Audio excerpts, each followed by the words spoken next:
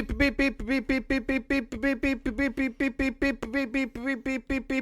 an X-Men update. X-Men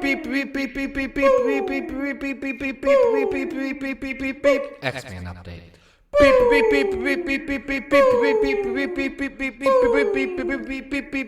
X-Men update. Hey everyone, and welcome to another exciting episode of Battle of the Atom. This is your weekly X-Men podcast where we rank every story from A to Z. I'm Adam. And I'm Zach. Hi, Adam. Hey. You having a good one? I am. And you know, do. This is Hey. No, I wasn't going to tell you. I'm going to record a special intro where I overdub that a lot. The whole thing's an X-Men update. Yeah, this is the listeners already know. This is X-Men update, the episode. Wow. It just sort of became this. Okay, so listeners of the show have lived through our revelations on Nate Gray, the X-Man, haven't they? That's true. As these things were coming out, you know. If you're a longtime listener, you can go back and listen to the episode where I unleashed Nate Gray on the world.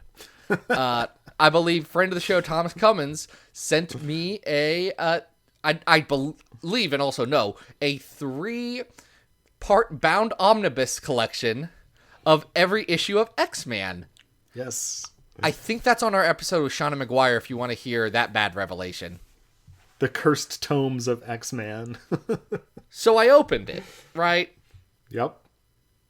And then, if you flash forward to our next episode with Charlie Davis, I don't remember when it was, just look at that time, we found out that X-Man was back and he was Jesus now. Adam's reaction to that is live on that episode, and if you're enjoying X-Man content or the deep lore of this podcast, you will want to check that one out. I mean, that was a true moment of just wow. And then we found out that was going to lead into the age of X-Man, and all of our minds were just blown because like, what happened? Yeah. It was all due to those cursed tomes being delivered to your home, Zach. Definitely wasn't just them filling time until Jonathan Hickman could get on the books. Totally wasn't that. It wasn't, Zach Thompson's obsession with X-Man. Hey, Lonnie Nadler is obsessed with X-Man too. It's fine. It's both of them. They are separate individuals, but they do come as a unit in some cases. Yes. By the way, if you guys haven't checked out what Zach Thompson and Lonnie Nadler are doing outside of X-Men nowadays, No One's Rose is super good. Undone by Blood, The Shadow of a Wanted Man is very good. Black Stars Above is very good. Hey, coming out, I think next week when this comes up, this week, Lonely Receiver, number 1. I'm very excited for that. That looks awesome. It's good, weird, and good, and creepy. That's what they're good at. Yeah, they're doing great stuff. Go check that out. But we're not talking about them today. They didn't write any of these stories. They were just inspired by the X-Man. Yes. So we are talking about that big reveal, though. Because what's our first story today, Zach? Our first story is Uncanny X-Men Volume 5, 1 through 10, Disassembled. This was requested to us from Patreon supporter Joshua Wheel. If you want to be like Joshua, you can go on over to patreon.com/battleoftheatom. And you can throw money our way. Or don't. There's a pandemic still, guys. Use your money wisely. Buy canned goods for your household in your survival bunker as we go through just some weird stuff. Oh yeah. But this is some weird stuff. I mean, I distinctly remember when, we were ending the age of, gold and blue and black and red, and we were like, hey, we're going to throw out this title that's been used on an Avengers book, and we didn't know what to expect. Yeah, this is interesting. So, we've already alluded to the fact that this was written in part to fill in time before Hickman could kick off House of X and Powers of 10. In fact, I believe Jordan said it on the show, and Matthew Rosenberg said it on the show as well, that, that came first, and then they looked at the schedule and said, well, we got some months to fill. How do we do that? So what they decided to do was try and do a big X-Men story. It was 10 parts, weekly. So, guys, nothing's new under the sun. I don't know how to tell you. We've been doing big X-Men weekly stories for a spell long now. Time, yeah. But written by Ed Brisson, Matthew Rosenberg, and Kelly Thompson, all of whom had been pretty big players in the X-Men line up until this point. Brisson was on Old Man Logan. Right. Thompson was on Rogue and Gambit, or Mr. and Mrs. X. Mr. and Mrs. X, Rogue and Gambit. Rosenberg was on Astonishing, that we talked about a couple weeks ago, and had done other stuff. So this was a great team. And the art team on this, Mahmoud Assar was doing the first issue, with the other 9 being rotated between artists R.B. Silva, Yildre Sinar, and Perry Perez, who I like. I like all of those. Silva's obviously incredible. Assar's incredible. I think Perry Perez is underrated. Like, those 3 guys are in the top 100. RB's not in the top 100. Spoilers, he will be when we talk about Hoxpox. It might be worth talking about the fact that this is like before RB like really hits his. I mean, once he hits Hoxpox, it's like a totally different person. Well, when you look back at what he was doing in X-Men Gold and then in this, you're like, this is a talented person who is kind of like Stuart Immonen light. And then when you get to Hoxpox, you're like, what am I looking at? This is like one of the most spectacular art runs I've ever seen in my life. So when we do get to the issues with Perry Perez, for instance, talented artist by all means, but even at R.B. Silva's level here, I don't think it is the same. So there's a little bit of inconsistency from issue to issue. I think Silva and Assar, who, hey guys, do you know who's drawing Ten of Swords? R.B. Silva and Mahmoud Assar are drawing parts of Ten of Swords. Yeah. And that's nothing against Perry Perez. He's doing great work on Spider-Woman. And I've loved his stuff on Rogue and Gambit. I thought that was one of the highlights of that book. So they're all artists that I really enjoy, but I agree. Silva and Assar kind of stand out to me on this. What I would say, since we're oddly just focused on art right now, which is great because we don't do this a lot. What I noticed in this is I think coloring wasn't the strongest suit on this book. Rochelle Rosenberg does it, and I think the colors aren't big and vibrant enough for the stuff that works well with, like Silva on Powers of 10, where Marte Gracia is coloring him, or even Assar, some of the stuff, and I'm not sure who the colorist on it, but like his Conan work that came right after this.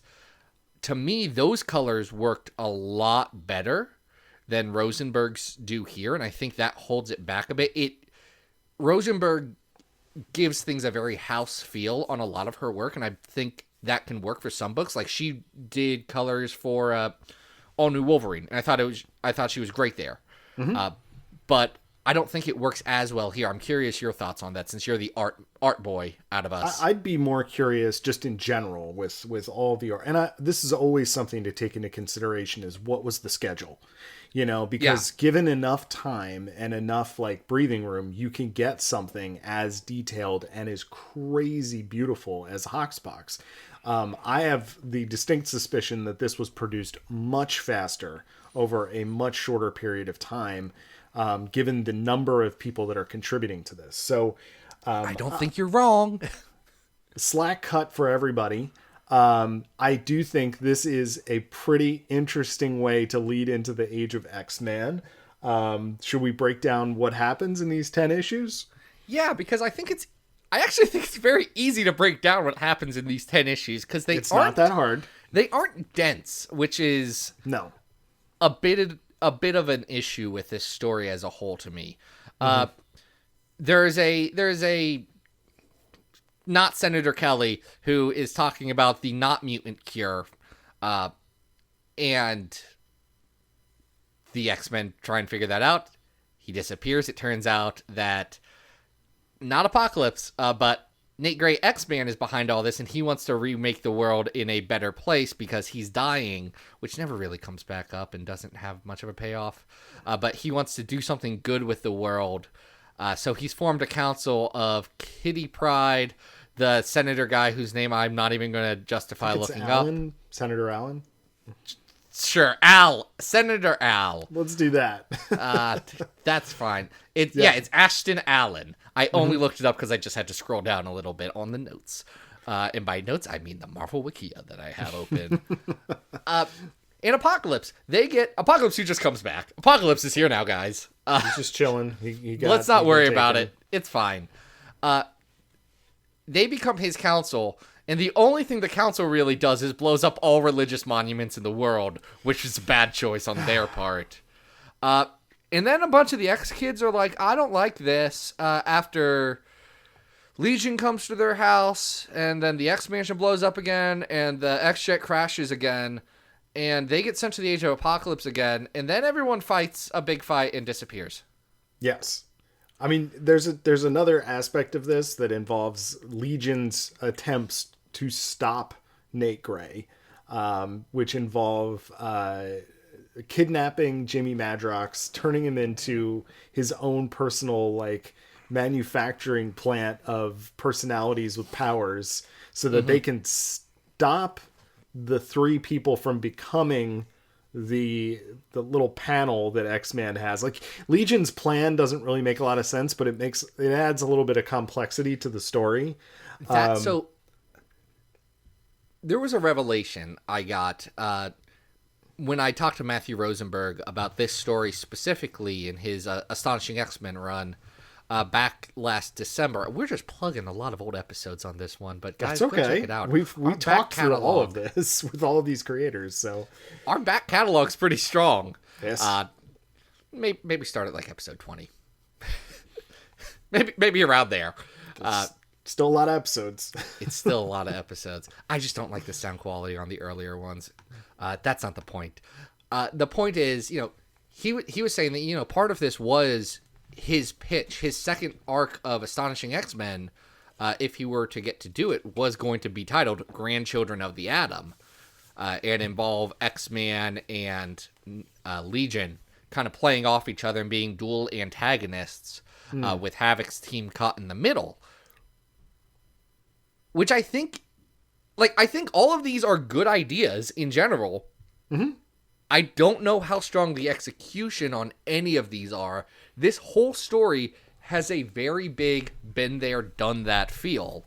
In so much that when X-Men or Uncanny X-Men 11 started with every X-Men story is the same, I said, okay, that hits a little harder after the last 10 weeks, Matthew Rosenberg, and I think you know why.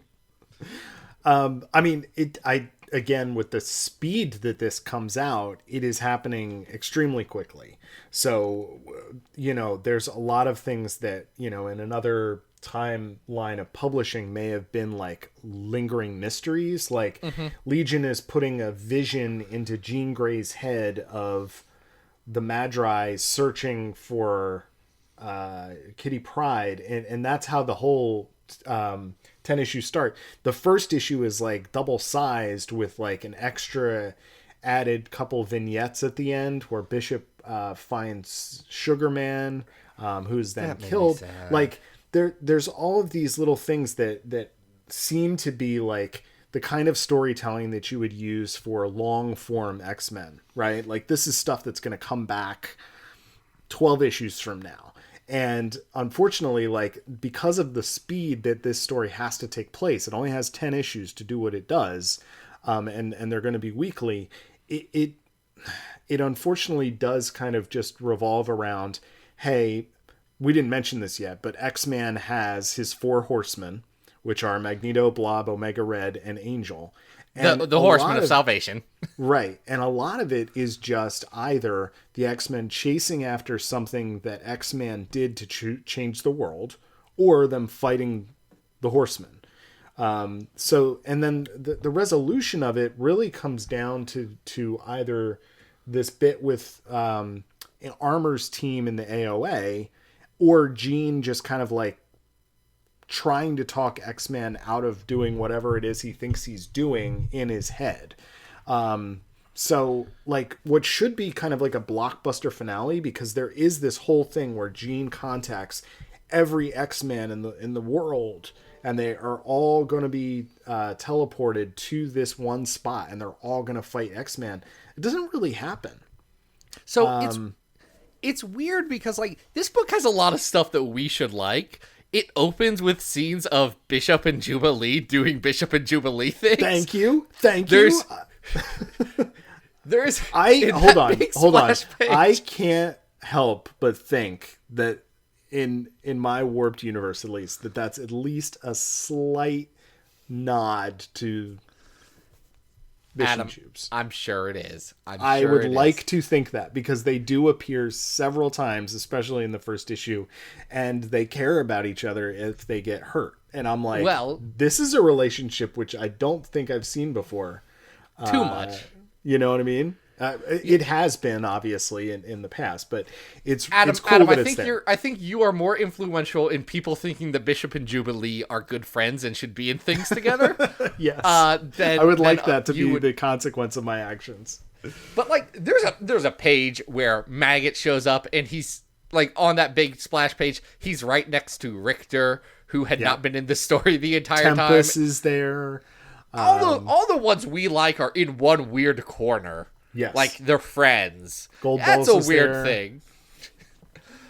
Gold Balls is there. Yeah.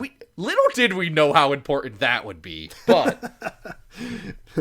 But they don't get to do anything. As exciting as it is, to have these fun nods to the fans, the resolution of this is not all that, because it's a cliffhanger. At the end, Nate Gray just decides, hey, I can't save this world, I'm going to create my own, and we get into what I think is a much more interesting set of stories in Age of X-Man.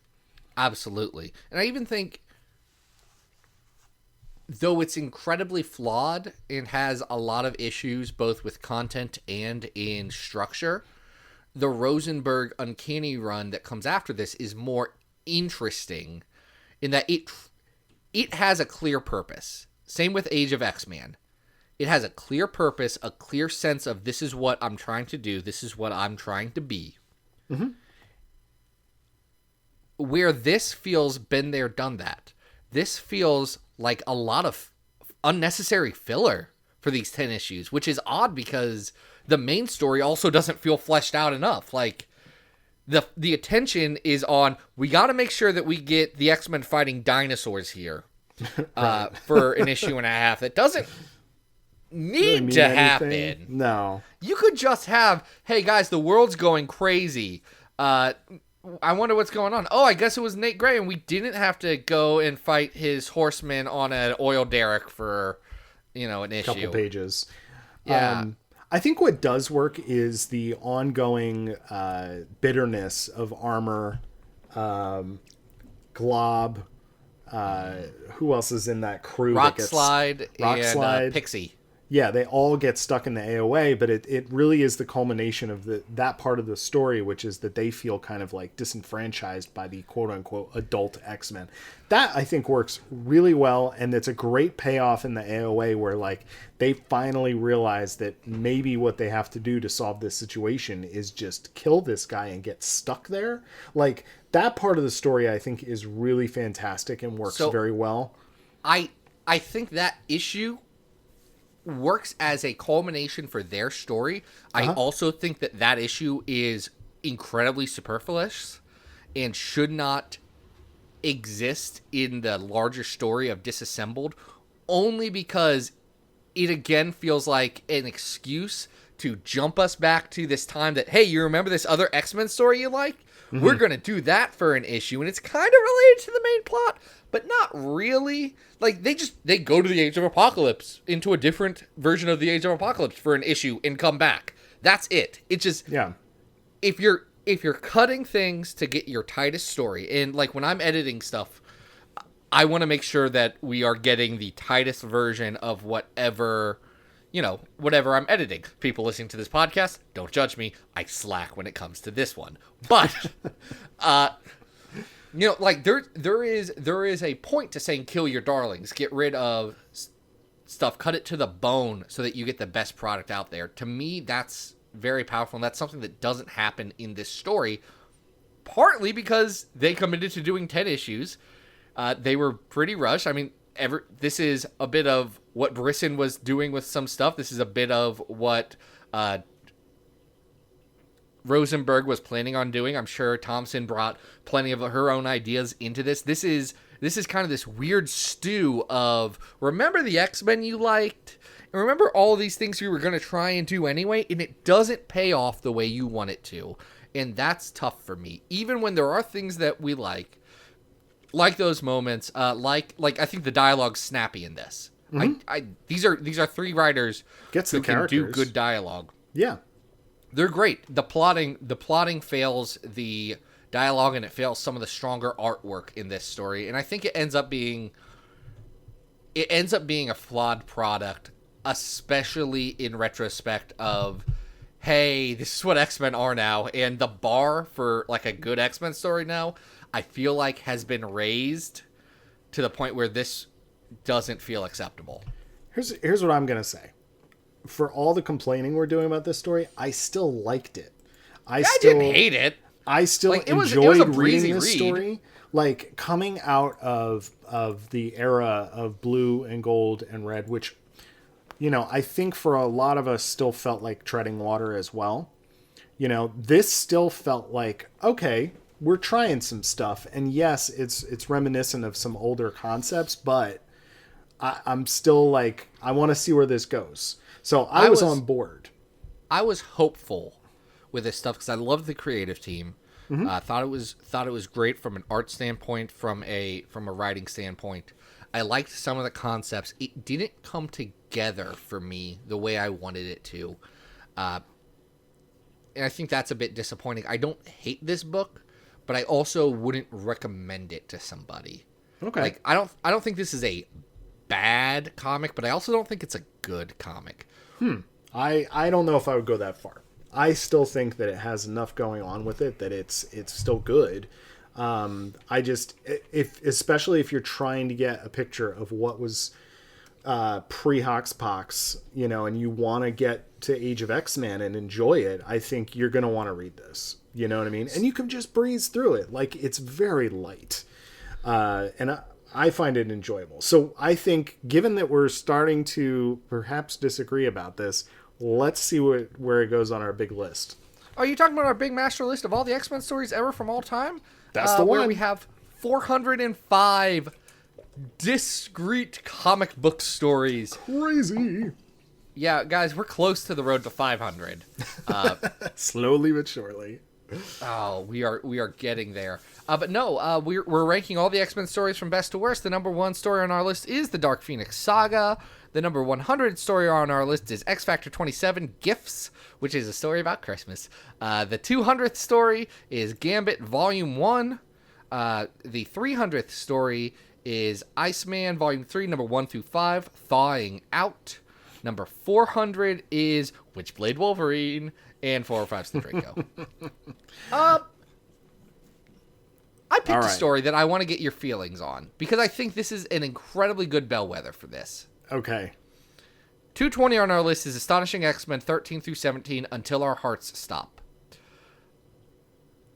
It's right before this. It's got one of the same writers. Adam, you're frozen. Am I? Can you? Oh my gosh, you're just very still. You're like you're like a statue. I was doing my Drax impression. Yeah, I couldn't even see you. So 220, we talked about it very recently. Astonishing X-Men Until Our Hearts Stop. Do you think this is better or worse than that? I think it's better. I don't know. Like, I'm looking much higher on the list than you. Like, I'm all the way up at like X-Men Gold Negative Zone War, which is at 175. Hey, bud, maybe we have Negative Zone War a little too high. Maybe? I don't know. Like at 177. Because, like, 177 is Phoenix Resurrection. Exactly. That's what I'm saying. Like, I feel like that is... I don't know. Like, I'm in that realm. We've got the wedding issue, X-Men Gold 30 at 183. This is not as good as X-Men Gold 30. All right, so we're going to go lower than that. I can say that very definitively. X-Men Gold 30 is the... This list doesn't say that, which is weird. X-Men Gold 30 is probably the best issue of that run, right? Probably, yeah. Probably. But, however, it's also lower despite than despite what Guggenberg... Despite what Googie tried to do, X-Men Gold 30 is probably the best issue of this run. It's fun. It's fun. It's got really pretty art. Man, why? Man, we must have. We got to revisit. When's our next 175? Let's maybe reassess a bit of this list. Okay. Vis-a-vis Negative Zone War, which I have less good to say about than this. Is this better than 190, which is the Uncanny X-Men Fear Itself arc with Juggernaut and Greg Land? I think it is. I would probably put it above Capwolf and below Hearts of Darkness. You'd put it above Glob Loves Man Kills at 197? Yeah, absolutely. There's more going on here. For all of the nods to past continuity, it is trying some stuff. It's shaking the puzzle pieces in some ways that I think are interesting. And you said it yourself. I think the interactions and the dialogue are pretty fun too. I enjoyed reading this, even on a reread. I think that it's like you're saying, this idea of sort of like comparing it to the Dawn of X and like the new standard, but we still are looking at this against all X-Men stories. We can't just downplay it just because it doesn't like level up to Hoxpox, because very little does. Very little does. Here's what I will propose, because I think what you've said, which is that this is better than Capwolf, is an absolutely ludicrous sentence. Okay. I think that's buck wild, Adam. Really? And I don't... Yes. All right. Yes. So where is this going? Here's what I will concede, because I think when I say this, you in your mind are going to hear these words and agree with me. All right, I'm ready. This is not as good as 196 X-Men Ghost Rider Brood Trouble in the Big Easy, but it is better than Glob Loves Man Kills, and I'm saying that under protest. All right, I can deal with that. I think that that's a good compromise. So this is our new number 197. X-Men Disassembled, Uncanny X-Men Volume whatever, 1 to 10. It's 5 now. Guys, too many volumes of Uncanny X-Men. Too many volumes. You've done too many. Well, we just had the one for so long. We should go to a book that is Volume 1. We should go to something Look at that. shiny. Something shiny. Adam, you're only showing that to me on the video. I know we're only on the podcast today. No video broadcast, but no video component. I do have my gold hollow foil copy of X-Man, which of course collects X-Man number 1 through 4 from the Age of Apocalypse, written by Jeff Loeb, who turns out sucks. Oh man. Not great. Yeah, guys, we thought he just sucked because he wrote Ultimatum. No, it turns out Jeff Loeb's racist. Yeah. Which, not great. Not great. Don't do that, Jeff Loeb. Yeah. Steve Skroke by does Steve the Skroce. pencils. Yeah, there's a lot of inkers. Mike Thomas does the colors. So this isn't the Age of Apocalypse, right? It sure is. And this took over Cable.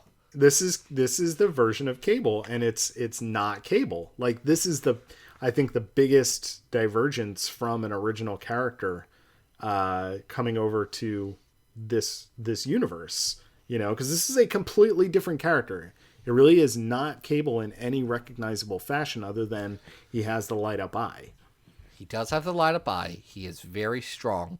He has a bad attitude too, but a different bad attitude than Cable.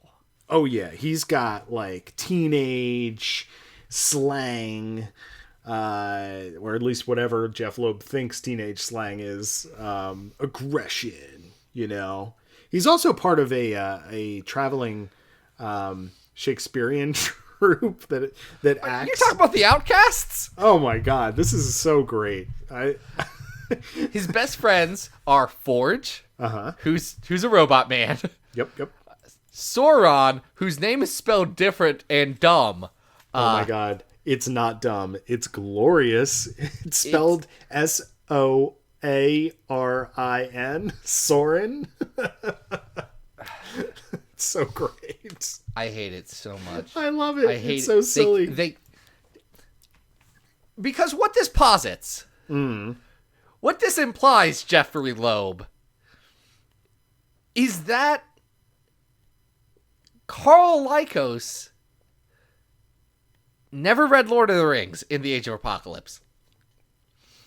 Which True. is that saying that Apocalypse came to power before J.R.R. Tolkien could complete the Lord of the Rings?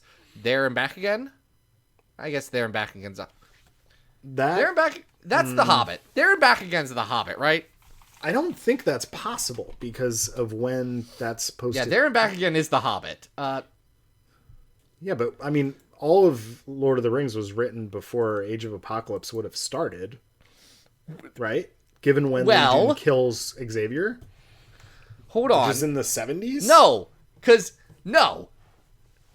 Legion kills Xavier in like the 50s or 60s. So it's very possible. Okay, that's possible. Now, timelines are all dumb and stupid, and no one should try and do what we're about to do. The Fellowship of the Ring was published in 1954. Are you looking this up? Yes. Okay. So it is feasible. It is feasible that when Legion traveled back in time to a post-World War II Israel, that he not only killed... So, wait, here... Okay, so... I'm listening. This is crazy logic. Let's go. The thing is, Apocalypse comes to power the same time as the X-Men start in the 616. He comes to power in 1963. Okay. Because it happens at Cape Citadel. I'm buying this. So did Apocalypse, kill J.R.R. Tolkien or something? Well, beforehand, was that part of his plan? And then Sauron just happened to choose the name? On the back of every one of these trades, America is dead. I mean, it's doom and gloom. So it's very possible. He was British! It doesn't matter. It doesn't matter. They were the Resistance! They had longer! But Carl Lycos may not have ever gotten an imported text from from England to enjoy. It doesn't matter. This has had nothing to do with what we're talking about. I feel like this is the content they crave. I think so too. I'm staring at some art of Carl Lycos right here. He seems like a guy that was going to find his way to read Lord of the Rings no matter what. Seems like a big ol' friggin' nerd. Well, he went through a stage just like the rest of us. Toad's there, right? Toad really loves doing Shakespeare, and yes. I'm happy for him. He's the only person to be better off in the Age of Apocalypse. He's doing great. Unfortunately, they pick up a hitchhiker who is very clearly Mr. Sinister, but they've the worst disguise ever. He's basically cosplaying. He calls himself Essex, which is the name that people know him by in this universe, where he's very famous for being a bad man. It makes no sense. He doesn't even hide his gem on his head. No. His stupid diamond. No, he's basically doing a very lazy Gideon cosplay because he's got this like, top knot long ponytail, and he reveals himself in like 3 seconds. They're also being hunted by the equivalent of the 6-pack. So we've got Domino, Grizzly. I forget who else is there. And who is it? Oh shoot, no, it's hold on, I'm flipping. Caliban. Yes, it's Caliban. Caliban. Thank you. It's Domino, Caliban, and Grizzly. Yep. And Teresa Cassidy's there as well. Or Teresa. Oh right, don't they kiss? Yeah, they have a weird relationship that's not really built up in this. Oh. Hey, this is a weird book. If we're not describing it well, we assume you've read The Age of Apocalypse. I'm sorry if you haven't. Go listen to all the Jay and Miles episodes then. They explained it. We'll just talk about how friggin' weird it is. All right, so who is X-Man? That's a great question. Who is this guy? He has been created in mad. a lab.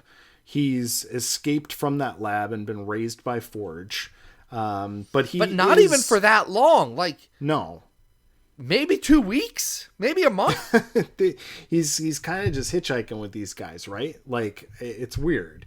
And yet he is still Scott and Jean's child, thanks to Mr. Sinister.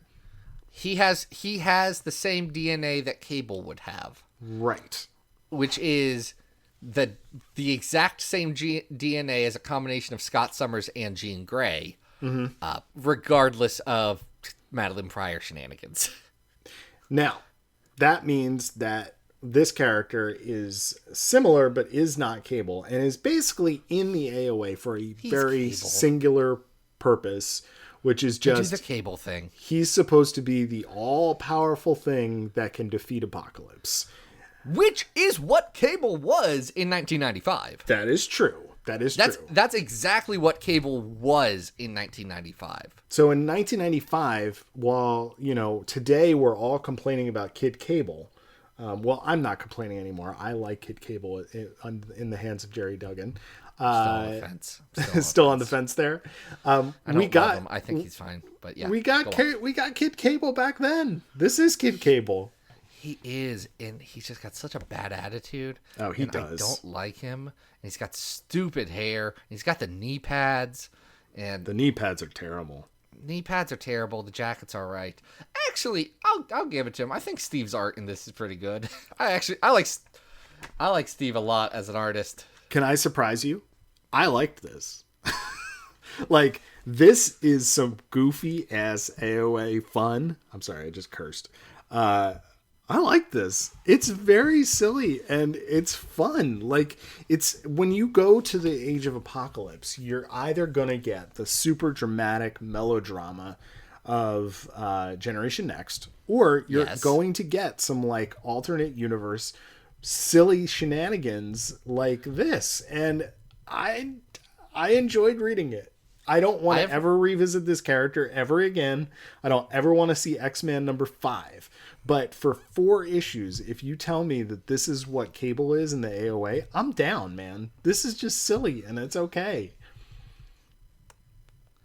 I've not done a Age of Apocalypse reread, like just the whole dang thing. Yeah.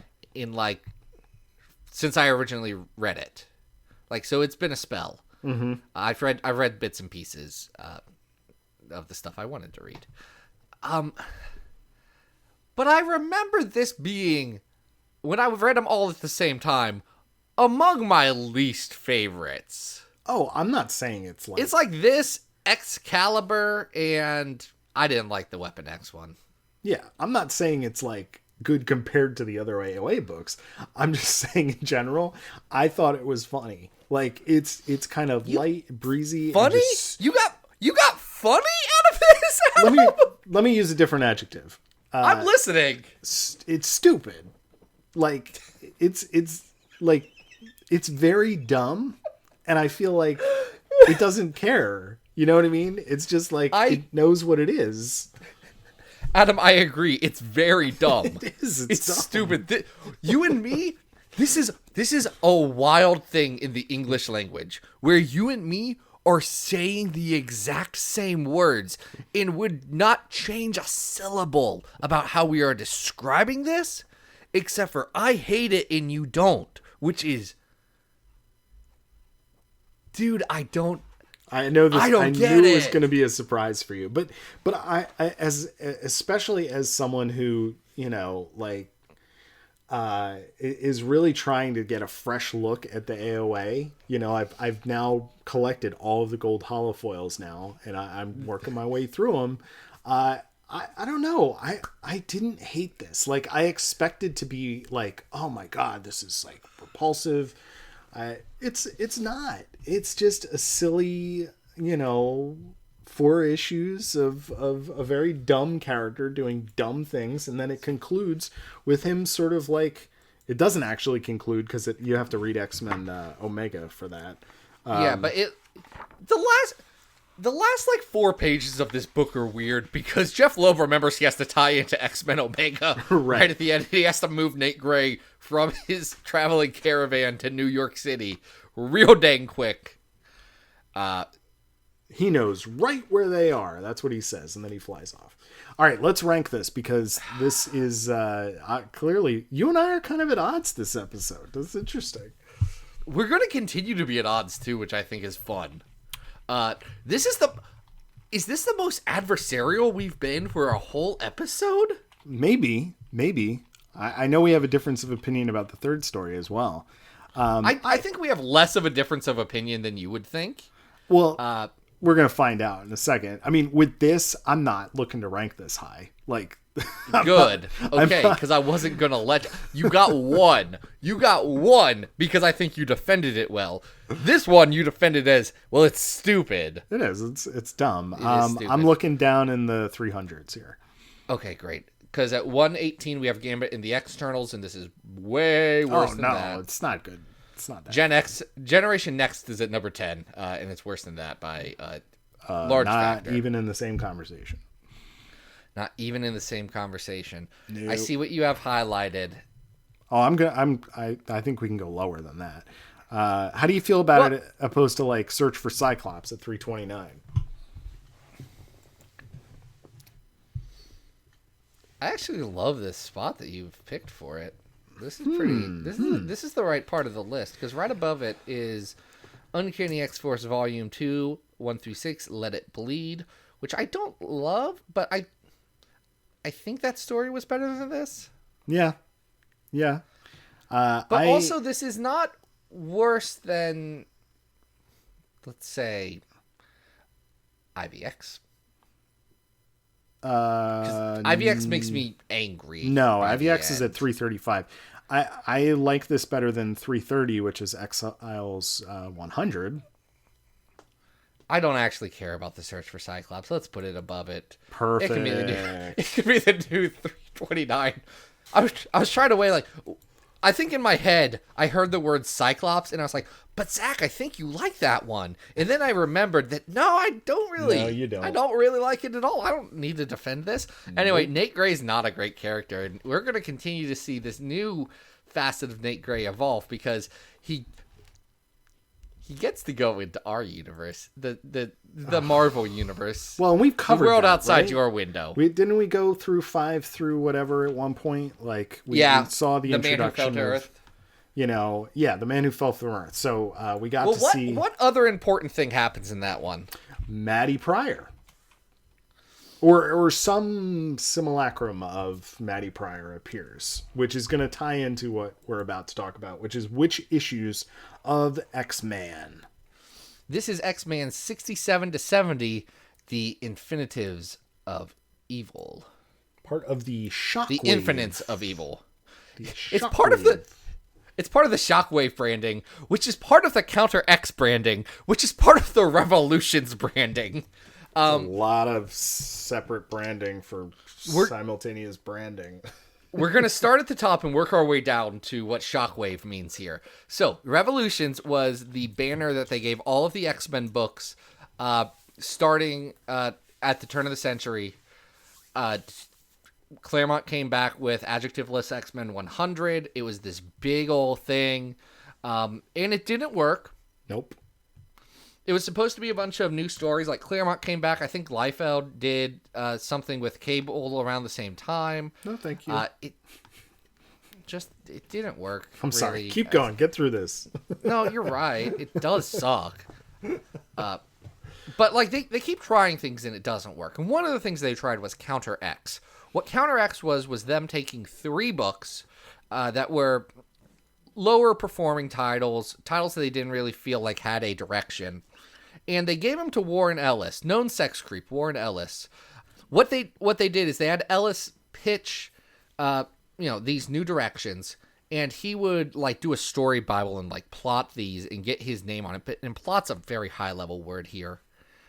And he'd have other writers actually write the book. So in this case, Warren Ellis is credited as what's the official thing? Based on a story by. Based on a story by Warren Ellis, Stephen Grant, who oddly enough has also written Moon Knight, which is very confusing. There's a Moon Knight, cool person named Stephen Grant. Yeah. Also, yeah. He's the Moon Knight. This would help if I knew more about Moon Knight. You gotta. This is for others who are yelling like, Adam, go read the 80s Moon Knight. It's got Doug Mahnke and Bill Sienkiewicz, and it rules, actually. It's all on that app. You'd love it, because you get to see Bill Sienkiewicz go from Neil Adams' clone to Bill Sienkiewicz in real time. I like the sound of that.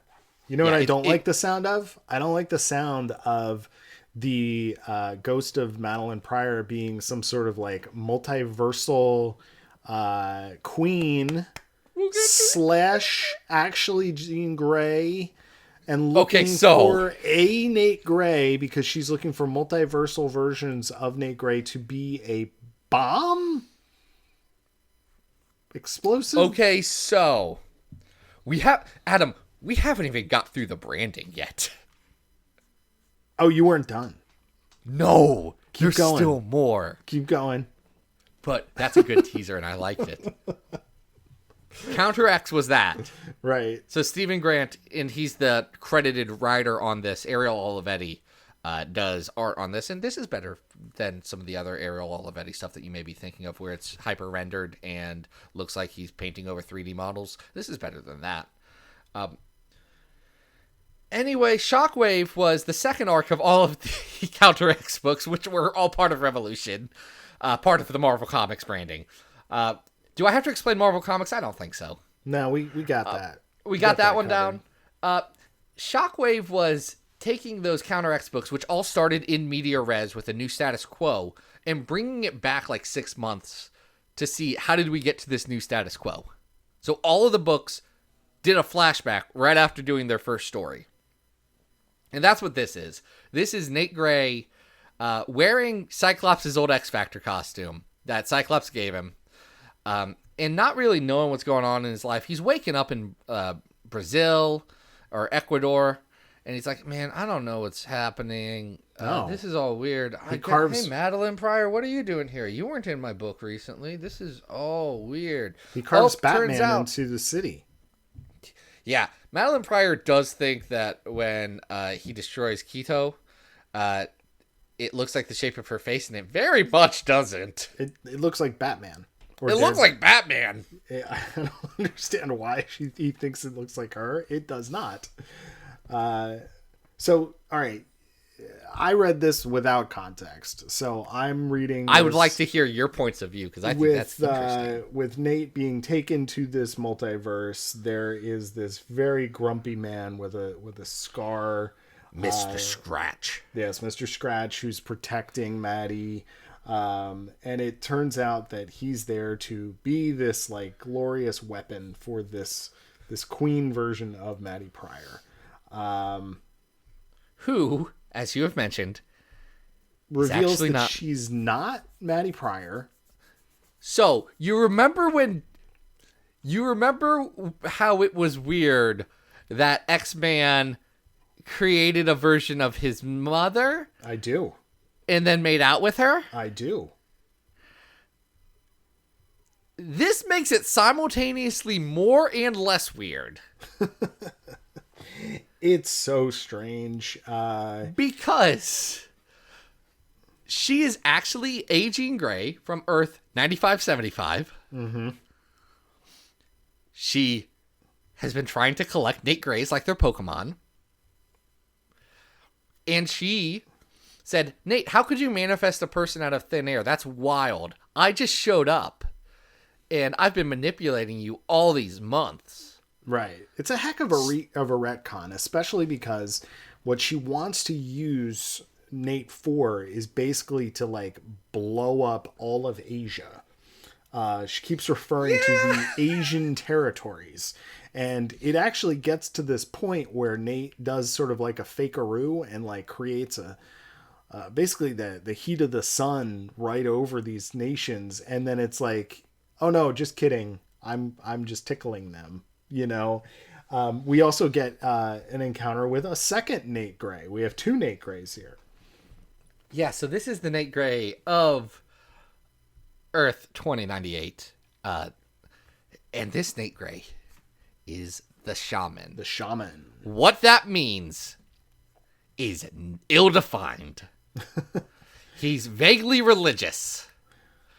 And has the tattoo. That's it. Has the tattoo. He does have the very good Nate Gray tattoo. Yes. So just for an X-Man Luddite like myself, is the shaman... You've come to the X-Man spurt. The shaman Nate Gray is the Nate Gray that we see in Disassembled because they both have the tattoo? Or does something happen to the Nate Gray, the beginning of this story, to become that other X-Man? I'm going to forgive you for not reading the story closely because it was very difficult to follow. What happens is they actually pull a big switcheroo because Madeline Pryor knows that there's now two Nate Grays here. So to get... I'm sorry. It's a dumb is plan. that what's happening with this mirror scene when he's in the bathroom? Yes, to get past all of her enforcement in the castle to blow her up and like to cause her plan not to work. The Nate Grays genetically rewrite each other's bodies to be a copy of themselves. So our Nate Gray, the Age of Apocalypse Nate Gray, turns into Shaman Nate Gray from this world, and vice versa, on all levels except for in their brain holes. Man, I'm looking at this right now, and I am not getting that. I mean, I'm glad that you figured that out. The explicit words in the book. You gotta look at the words. They're not just picture books. You're saying that, but all right, I'm gonna have to go back and look at that, which I'm not gonna. I promise you, Adam. The fact that I know you read this and you couldn't get that is an indictment on this story because it's not well written. No, it's not. This whole era of X-Man is interesting. It's not good. It's at least it's something. It's like, hey, we're going to try and make this book something instead of what it was, which was completely aimless for 60-some issues.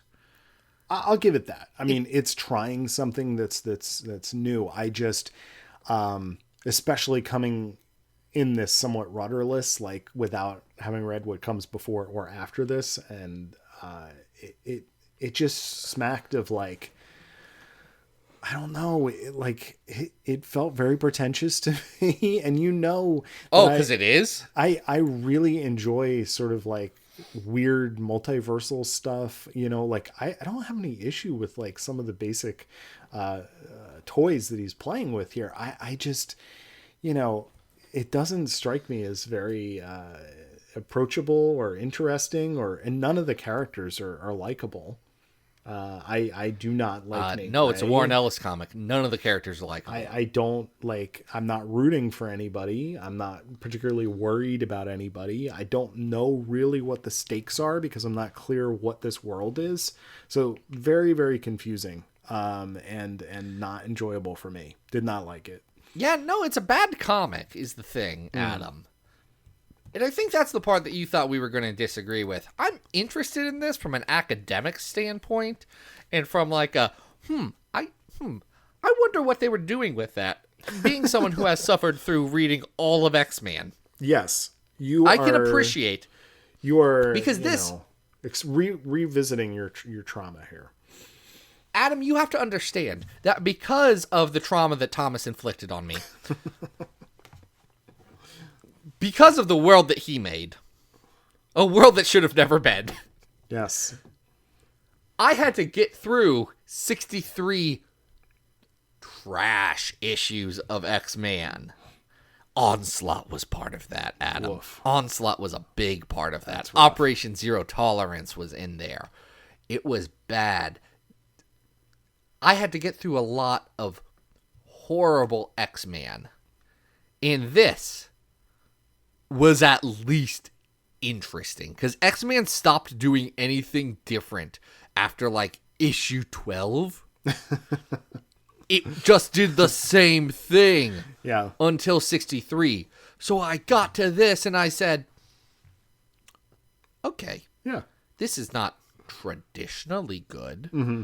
But I've just read a lot of traditionally bad comics. So this is interesting. Well, here's what I'm going to say. Poorly executed. Tell me if this sounds absolutely insane, because I liked X-Men 1 to 4 better than this. Like, I at least was like, oh, there's some fun elements here that I can grasp onto. Like, this late version of the character and all that's going on here, like, it just feels so I don't know, it like doesn't have a pulse. You know what I mean? Like, it wants to be this you're right. This very big stakes thing, but it doesn't have a heart to it. Yeah, I would agree.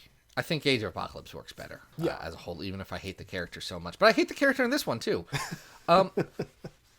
Here's something I'm going to throw out there. Yeah, please do. Oh, man, you might not have read this. Onslaught, X-Force, X-Man.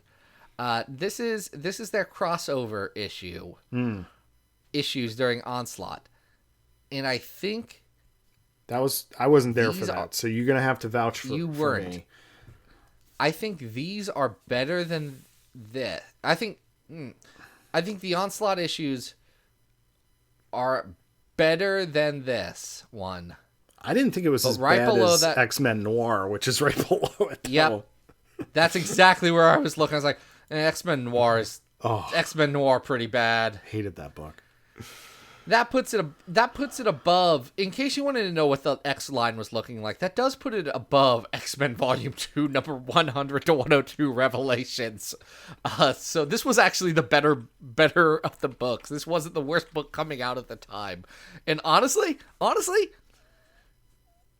X-Men Revelations is not the worst thing that they were being published at the time either. It gets worse. X-Force makes this look like a good comic. Oof, that's tough. It's got Will Portasio just not living up to his name. No, that's some bad art. All right. At least Ariel Olivetti does a decent job here. It's not my favorite, but I didn't hate the art. I dislike Olivetti on a lot of stuff. I thought he's fine here. Didn't hate the art. Just, Anyway, so that's our new 359. Did I see that right? Yeah. Who cares? They're playing at home with it is. They've got their own, their own magnetic board at home, and they're filling it in as they. Anyway. Anyway. Hey, we did it. We did a whole X-Men episode. That was cool. Did we suffer through this enough? I think so. We're good. We're moving on to greener pastures here. I feel like this is. I hope Patreon supporter Joshua Will thought that his money was well spent here, because I do. In that it hurt me a lot to talk about Nate Gray for so long. It's a joke that I like him, guys. I hope you all know. I like Age of X-Man as a story. I still hate Nate Gray. He still sucks. For the record, it's not our Patreon's supporters' fault. I was the one that was like, "Hey, I just bought X-Men Gold Holofoil. I want to read it." So that's it's not this guy's fault. It's not Josh's fault. No, but he did make us read Disassembled again, which is a different kind of thing. That's okay. That one had nice art. That was a nice way to reflect on where we're at today, a year and Yes. some change later. Yes. Like 2 years later. But none of that matters anymore. Because the episode's done. If you want to be like Josh and put us through some weird comic book related trauma, you can go to our Patreon, throw money our way, or don't. There's a lot of things. You get early episodes just whenever I'm done editing them. I upload them there. So you can check that out. There's an RSS feed and everything. It's neat. You can also vote on other stories to fill in for these episodes so that we get to talk about other dumb stuff. There's other rewards. We'll figure it out. Hey, Adam, what's going on? What do you got going on today? Anything you want to leave our listeners with? Let's see. By the time this comes out, I'll have turned 40 over the weekend. So Old, guys. I'm very old. He's so old. And if anybody would like to follow... Adam, can I tell you something that's gonna really upset you? Can I upset you so much? Go ahead. You're closer to my dad's age than you are my age. I'm so ancient. So ancient. To be fair, my parents had me at 21, but that's not the point. It's okay. They were quite young, but it's beautiful that math worked out. I'm grappling. I've still got all my hair, so I'm a happy guy. You got that hairline. That hairline's holding strong, bud. That ain't going anywhere. That's strong German. Oh, that's solid. Gonna go Look, gray. It's before gonna it get goes grayer. away. You're gonna have to deal with that, but That's okay. No grays yet. Anyway, if you would like to follow the further adventures you're doing better than me. of this aging old man at Arthur Stacy, where can people find you, Zach? You can just go to the main account for Xavier Files. That's where we got all the latest and greatest of X-Men news, updates, discussions about different books that are coming out. This last week, there was some great stuff about X Factor, a book where I do ask to see Daiki Nakahiro's penis. It's a great book. Listen, canonically, that's what happened. That is. It's a great. That's a thing that's happened in a Marvel comic book.